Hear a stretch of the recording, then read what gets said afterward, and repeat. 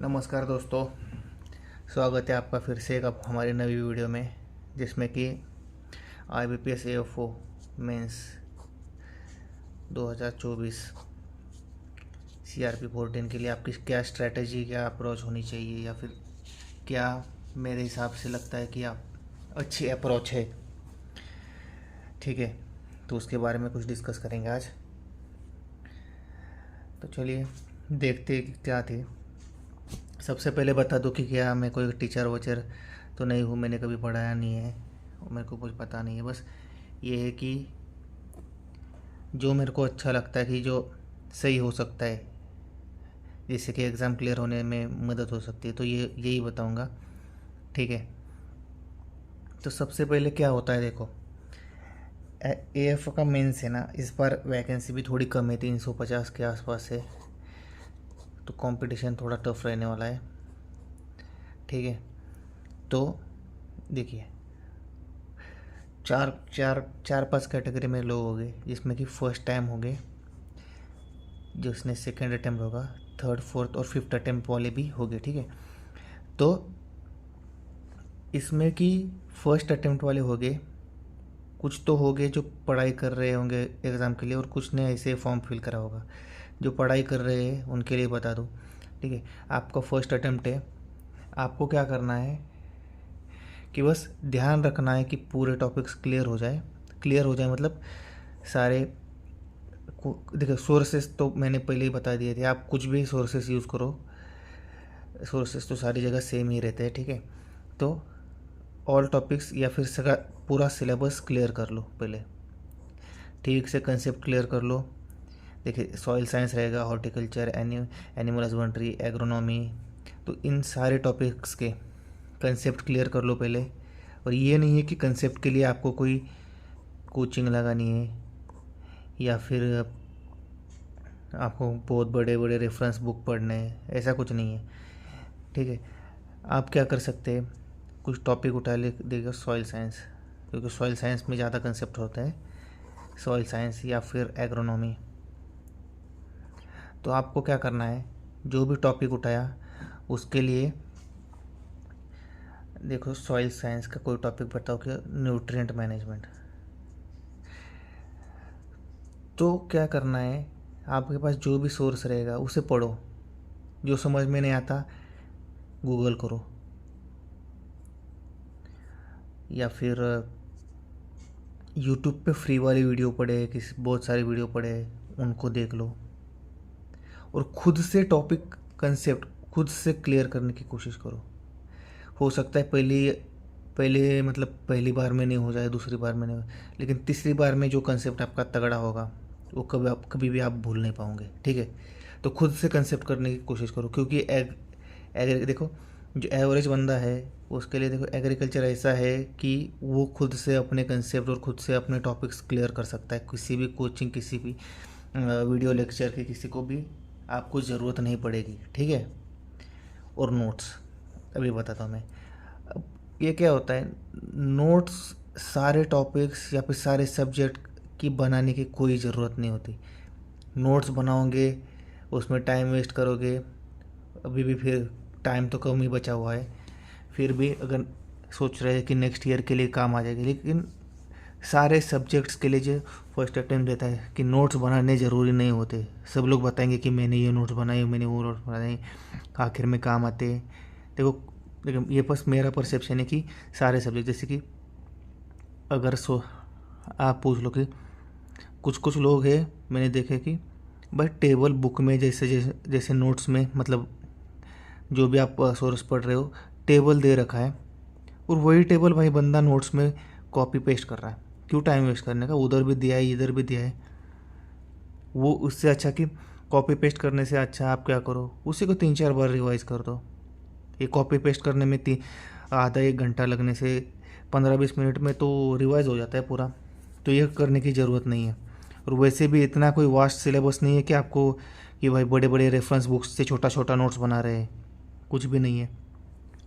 तो selective notes बनाइए, जैसे कि अगर मैंने बोला न्यूट्रिएंट मैनेजमेंट के, उसमें सही है नोट्स बनाना। या फिर टॉपिक्स ले लो, जैसे कि बायोटेक ले लो, या फिर छोटे स्मॉल स्मॉल टॉपिक जैसे बायोटेक, इंजीनियरिंग, इसमें से क्या है, थोड़े थोड़े नोट्स बनाओ। ज़्यादा मतलब डीप में जाने की कोई ज़रूरत नहीं है, और ज़्यादा सारे टॉपिक्स के नोट बनाने की ज़रूरत नहीं है, क्योंकि नोट्स बनाओगे, नोट्स के हिसाब से चलोगे, आपका पहला ही अटेम्प्ट है, नोट्स के हिसाब से चलोगे तो कुछ नोट्स गलत भी बनते हैं। पहले अटेम्प्ट में समझ में नहीं आता क्या बनानी है क्या नहीं बनानी है, ठीक है। तो जितना देखो, जो भी बुक पढ़ रहे हो उसको बार बार पढ़ोगे, एक बार पढ़ा, बाद में दूसरी बार अरे ये तो ऐसा था, ये तो वैसा था, फिर वो वहीं पे आपको क्लियर होने लगेगा, ठीक है। तो नोट्स सोच समझ के बनाइए, जिसके भी बना रहे, ठीक है। सिलेक्टिव नोट्स बनाइए। जिनका सेकेंड अटेम्प्ट है उन्होंने देखे सेकेंड, तो ये होगा इनके लिए, ठीक है। जिनका सेकेंड अटेम्प्ट है सिलेबस कवर कर लो। मैं मानता हूँ, क्योंकि देखो पहले अटेम्प्ट में सारे सिलेबस कवर नहीं होता, तो सिलेबस कवर करो, कंसेप्ट क्लियर करो। कुछ कंसेप्ट रह भी जाएंगे क्लियर करने के, वो कंसेप्ट क्लियर करो। और यही है जो फर्स्ट अटेम्प्ट वाले को बताया था, वही सेकेंड अटेम्प्ट फॉलो करो, अच्छे से एग्ज़ाम दो। अब आ गए सेकेंड, देखो यहाँ पे लिखता हूँ। अब आ गए सेकेंड, थर्ड और फोर्थ अटेम्प्ट वाले, ठीक है। इनको क्या करना है, इनको क्या करना है मतलब, ये तो बस मेरा परसेप्शन बता रहा हूँ, ऐसा कर सकते हैं आप। सेकेंड अटेम्प्ट वाले में समझता हूँ, सेकेंड और थर्ड और फोर्थ में तो समझता हूँ इनके सारे कंसेप्ट क्लियर है, क्योंकि अगर बंदा अच्छे से पढ़ रहा है तो इनके सारे कंसेप्ट क्लियर है।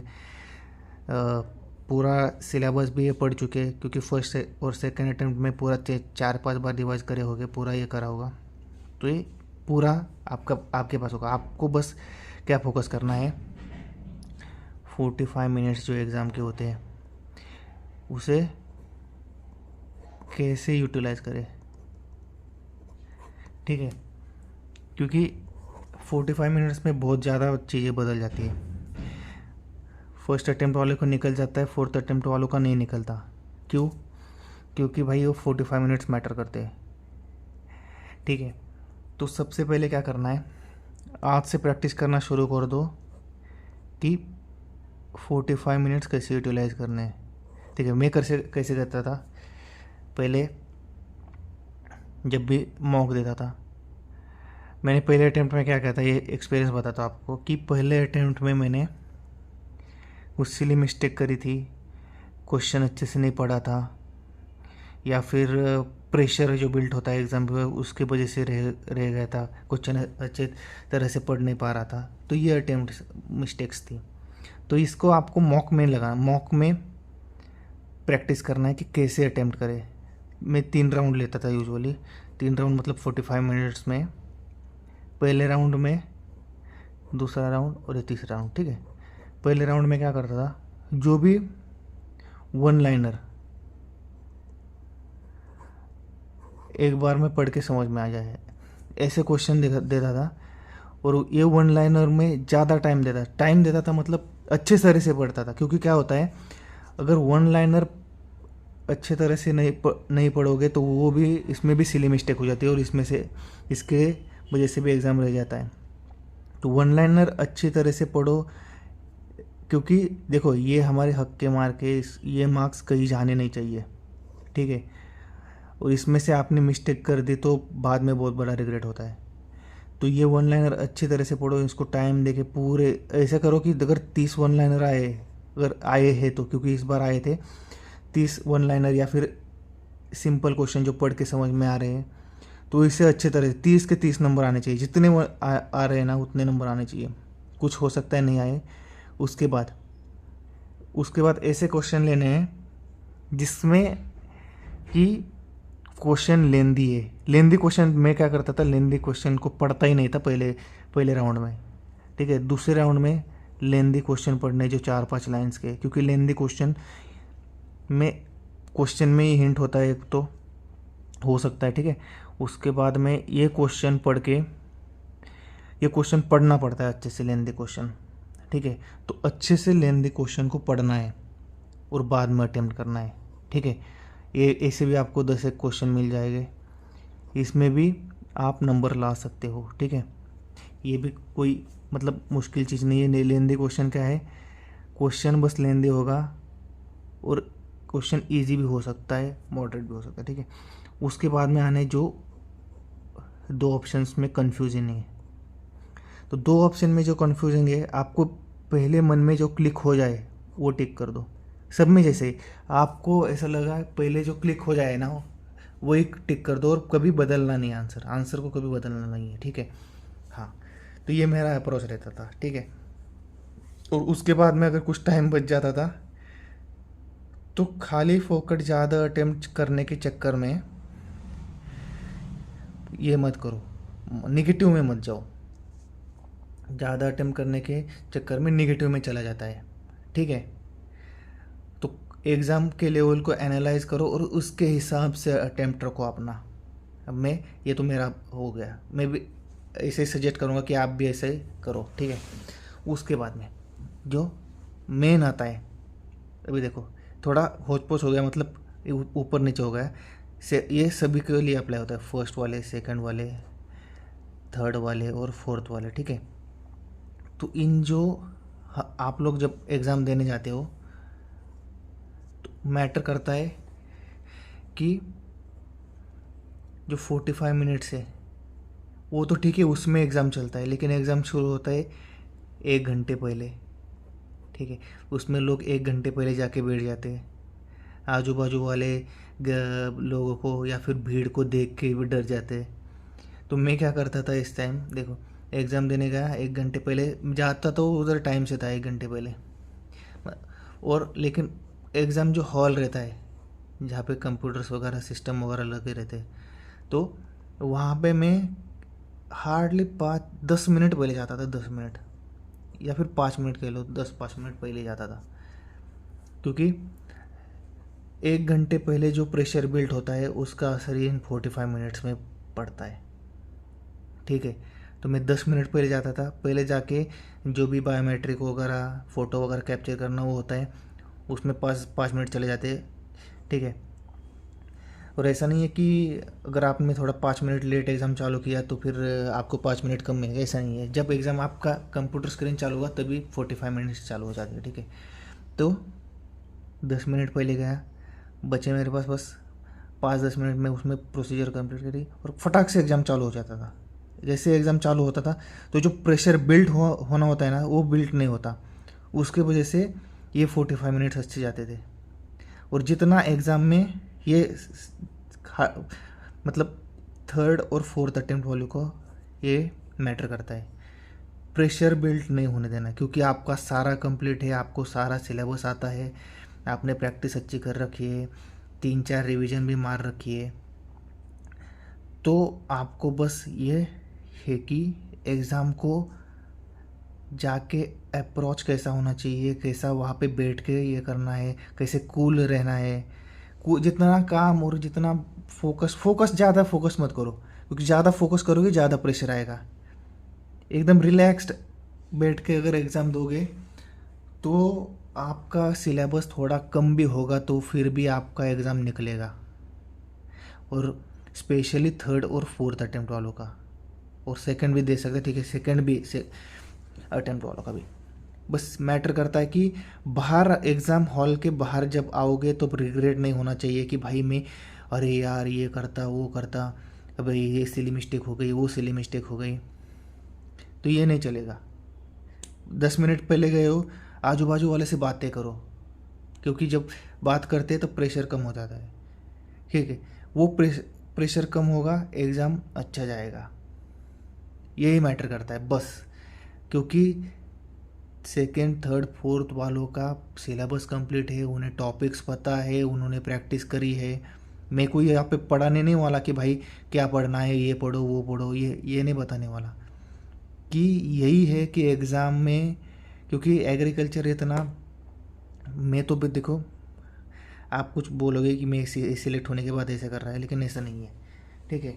एग्रीकल्चर बहुत ही ईजी है, कुछ टॉपिक्स हो सकते हैं थोड़े ट्रिकी हो, टफ हो, लेकिन बहुत ईजी। जो भी सेकंड थर्ड फोर्थ अटेम्प्ट दे रहा है ना, तो उनको पता है कि क्या पढ़ना है क्या नहीं पढ़ना है, किसके वजह से एग्ज़ाम क्लियर होगा, ठीक है। तो यही मैटर करता है कि आप उस 45 मिनट्स को कैसे कैसे यूटिलाइज़ करते हो। ठीक है, और एक बताता हूँ, ठीक है, अभी आए तो इसके बाद में ना एक होता है,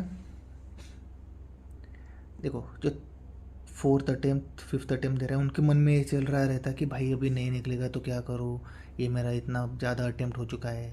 मत ध्यान दो, देखो मैंने भी 3 अटेम्प्ट दिए, मैंने नहीं ध्यान दिया क्योंकि पता था होगा तो होगा, नहीं तो नहीं होगा। लेकिन अपने ओर से कुछ कमी मत छोड़ो। कुछ कमी मतलब क्या है कि यही है, ये जो है ना रिग्रेट, जो एग्ज़ाम के देने के बाद तुरंत बाद होने चालू हो जाता है। जैसे ही एग्ज़ाम ख़त्म हुआ, सबमिट हुआ एग्ज़ाम, बातें चालू होनी, अरे ये तो मेरा गलत होगा, ये तो मेरा गलत होगा, इसमें मैंने सिलेक्ट मिस्टेक कर दी, वहीं पे पता चल जाता है। और देखो एग्ज़ाम हॉल के जैसे बाहर निकलोगे, नीचे नीचे आते आते 1 2 3 4 5 6, 6 से लेकर 7 तक तो वहीं पे पता चल जाता है, अरे ये गलत है, वो गलत है। एकदम जैसे बाहर गेट तक आओगे तो 8 10 तो चले पता चल जाते हैं कि भाई मैंने यहाँ पे गलती करी, वहाँ पे गलती की है। ठीक है, तो ये अपने को नहीं होना चाहिए। ये रिग्रेट जो 3rd और 4th अटैम्प्ट दे रहे, 2nd अटैम्प्ट दे रहे, उनको नहीं होना चाहिए, क्योंकि उन्होंने बहुत पढ़ाई की है। 1st अटैम्प्ट इतने अटैम्प्ट दे रहे हैं, मतलब पढ़ाई तो की है, ऐसे ही जाके दे नहीं रहे। ठीक है, तो ये नहीं होना चाहिए। मैंने ये बताया कि आपके हिसाब से आपको आप कूल, काम, कंपोस्ट, जिससे कि प्रेशर कम हो, इसके लिए जो हो सके वो करो। आप मेडिटेशन करते हो, मेडिटेशन करो आज से ही। वो मैंने तो कभी नहीं किया, लेकिन मैं बता रहा हूँ कि बोल रहे थे कि एक मेडिटेशन से थोड़ा आराम मिलता है, वो मिलता भी है। तो यही है, एग्ज़ाम के 45 मिनट्स कैसे यूटिलाइज़ करने हैं वो देखो, क्वेश्चन अच्छे तरह से पढ़ो। ये कॉमन चीज़ है जो सबको आपको बताएंगे, लेकिन जो साइकोलॉजिकल चीज़ है, जैसे कि एग्ज़ाम के जो उनका पैटर्न ही रहता है, IBPS वाले भी येड़े नहीं है। ये क्या करते हैं, 1 घंटे पहले बुलाते हैं, वो फॉर्मेलिटी तो है, लेकिन वहाँ पे भी टेस्ट चालू होता है ना बंदे का, कि भाई कैसा कैसा अटैम्प्ट करेगा, क्या अटैम्प्ट करेगा, उस पर प्रेशर बिल्ड करना है। तो यही है, मैं क्या करता था बता दिया। आप अच्छा लगे तो ये फॉलो करना। और देखो, सिंगल एक भी टॉपिक स्किप मत करना एग्ज़ाम में, अभी सारे टॉपिक्स पढ़ना, क्योंकि देखो माइनर टॉपिक में से अगर एक क्वेश्चन आता है तो वो इजी ही आएगा, और डिफ़िकल्ट आया तो वो किसी को अटेम्प्ट नहीं करना, सबके गलत हो जाएगी। लेकिन इजी क्वेश्चन आएगा तो आपको अटेम्प्ट ही करना है। और बाद में अगर आपने समझो एक्सटेंशन छोड़ दिया, एक्सटेंशन का कुछ पढ़ा ही नहीं, और एकदम कॉमन इजी क्वेश्चन आया था, जो कि मैंने जब 2nd अटैम्प्ट मेरा पहला अटैम्प्ट दिया था तो उसमें से एक क्वेश्चन आया था KCS, ऐसा कुछ था, किससे रिलेटेड है, और मैंने एक्सटेंशन कुछ पढ़ा नहीं था, और ये इतना इजी क्वेश्चन था और ये मेरे से स्किप हो गया। तो ऐसा नहीं होना चाहिए, पूरे टॉपिक्स पढ़ो, एक भी टॉपिक स्किप मत करो, यही है। और एग्ज़ाम के 45 मिनट्स कैसे यूटिलाइज़ करने हैं देख लो। देखो अभी टेस्ट सीरीज़ दोगे, टेस्ट सीरीज़ से आपको पता चलता होगा कि कितने नंबर्स आ रहे हैं, क्या बहुत कम नंबर आ रहे हैं, मेरे तो नंबर ही नहीं आ रहे। टेस्ट सीरीज़ का कुछ ध्यान मत दो। टेस्ट सीरीज़ तो कैसे देखे, आपको जो देखेंगे कि पहले बंदे को 60 मिले, इसको 59 मिले हैं, इसके तो भाई 60 के साथ कुछ बंदे हो गए, वो आपको पहले टॉप 10 में तो वो आपको दिखेंगे ही दिखेंगे। क्योंकि क्या होता है, वो उन्होंने ये जो टेस्ट सीरीज होती है वो पहले भी अटैम्प्ट कर चुके होंगे, 3 4 बार अटैम्प्ट कर चुके होंगे। ठीक है, टेस्ट सीरीज़ के नंबर्स पर ध्यान मत करो, लेकिन टेस्ट सीरीज़ देना कि आपको एग्ज़ाम की प्रैक्टिस हो। उस देखो राउंड लेते हैं आप, मैं 3 राउंड लेता था मैंने बताया, तो वो 3 राउंड या फिर आपके हिसाब से आपको क्या करना है वो आप पहले टेस्ट सीरीज़ में इम्प्लीमेंट करो। देखिए मैं क्या करता था, कैजुअली क्वेश्चन अगर पढ़ोगे ना तो ज़्यादा समझ में आएगा, और ज़्यादा जितना इंटेंस फोकस होकर के क्वेश्चन पढ़ोगे ना तो उतना कम समझ में आएगा, ये मैंने ऑब्जर्व किया है। ठीक है, तो मैं टेस्ट सीरीज़ में अप्लाई करता था, एक बार इंटेंसली पढ़ के देखा, एक बार कैजुअली पढ़ के देखा, तो मुझे पता चला भाई कैजुअली जब मैं पढ़ रहा हूँ क्वेश्चन को पूरा स्टार्टिंग से लेकर एंड तक, तो मेरे को आंसर क्लिक हो जा रहा है, और जितना इंटेंस फोकस करके पढ़ रहा हूँ उतना आंसर क्लिक नहीं हो रहा। तो यही है, आपके हिसाब से देखो कि आपको क्या सूट हो रहा है, किस तरह से मेरे नंबर ज़्यादा आ रहे हैं। तो इस पे फोकस करो, बस यही है। बाकी मैं सिलेबस वगैरह या फिर कुछ पढ़ाने नहीं वाला, कुछ बताने भी नहीं वाला कि कौन से टॉपिक है क्या होते हैं, क्योंकि सबको पता है किस से टॉपिक से क्या कौन से क्वेश्चन आते हैं, क्या ज़्यादा आता है वो ज़्यादा आता है। बस ये है कि 45 मिनट्स को कैसे यूटिलाइज़ करना है वो देख लो, 45 मिनट्स के पहले क्या करना है वो देख लो। ये देखने के बाद ये होना चाहिए, जैसे ही एग्ज़ाम हॉल के बाहर आओ तो आपको रिग्रेट नहीं होना चाहिए कि भाई मैं एग्ज़ाम में ये करता तो मेरा ये निकल जाता, एग्ज़ाम में वो करता, ये सिली मिस्टेक नहीं करता, ये क्वेश्चन अच्छे से पढ़ता, ये मैंने पढ़ा नहीं, ये नहीं होना चाहिए। ठीक है, यही यही करो। थर्ड और फोर्थ अटेम्प्ट वालों को मैं तो बताता हूँ कि आपका एग्ज़ाम निकलना ही है, बस आप है ना ये मैंने जो बोला है ये फॉलो करो, क्योंकि इनका भी होता है सारा सिलेबस कवर होता है, लेकिन 45 मिनट्स में उनको पता नहीं क्या हो जाता है। मेरा एक दोस्त है वो तो फुल्ली प्रेशर में ओवर थिंक कर लेता है, वो 3-4 बार दे चुका है, ओवर थिंक कर लेता है और ऐसा एग्ज़ाम रह जाता है। ठीक है, तो ऐसा नहीं करना है, यही करो। ज़्यादा लंबा वीडियो 20 मिनट का खिंच चुका है, देखो और कुछ रहे तो बता देना कमेंट्स में। चलो चलते हैं।